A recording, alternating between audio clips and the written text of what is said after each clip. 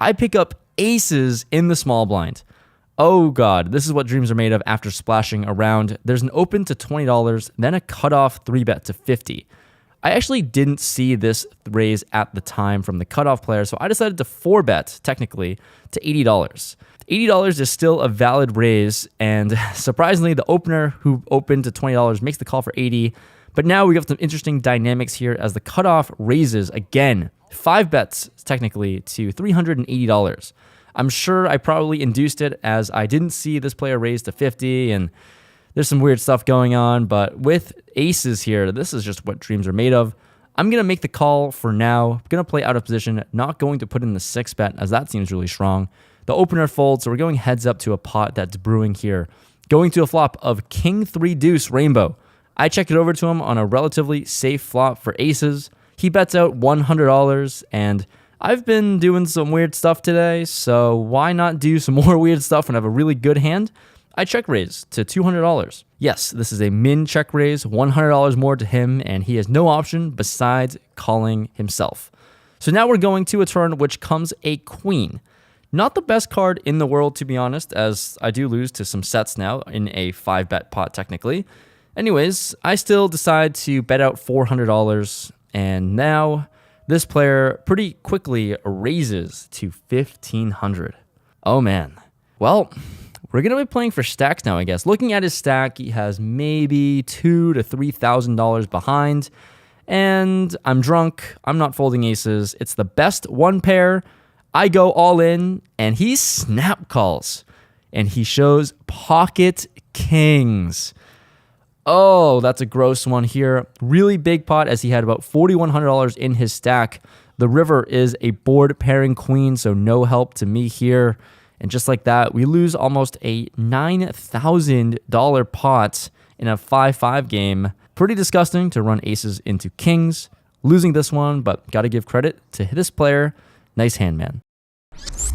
Let's move on to pocket aces in the hijack. Got to win this one, right? There's an early position player who limps. Facing another limp. This time I have a really strong hand. I raise it up to $30. Our buddy Wolfgang on the button actually makes the call. Small blind, big blind, limper, all decide to call too. So why not go multi-way, 5 ways to a freaking flop with aces, and it comes 7-7-4 to diamonds. Okay, not a bad flop. And here action checks to me, and I'm thinking here multi-way, it's a spot where I'm either going to be way ahead or way behind if someone could have a 7. I obviously am never really going to have a 7 too often as played pre-flop, so I check it over to the button player, and Wolfie decides to bet out $30. Smallboy makes the call, and other players fold to me. Aces here. As played, I am just going to make the call. I think raising is a little bit of an overplay.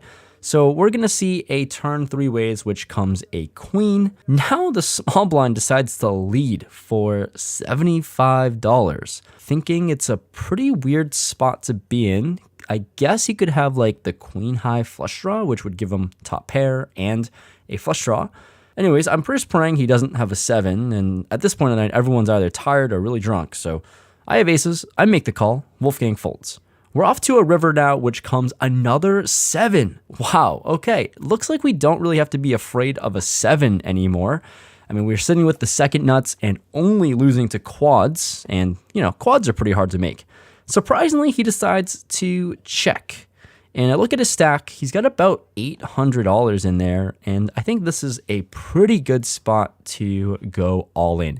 A 2x jam compared to the size of the pot.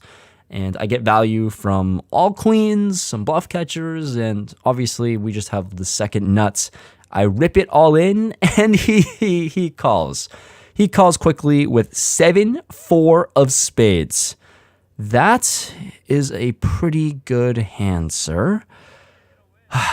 He flopped a boat, pretty much flopped us dead, and rivered quads and gets paid. What a sick life for him to check on the river after making quads and getting ripped all in into. Can you imagine that situation? You get quads and then someone goes all in front of your eyes? Can't make it up. I lose with aces here with the second nuts. Pretty painful hand to play.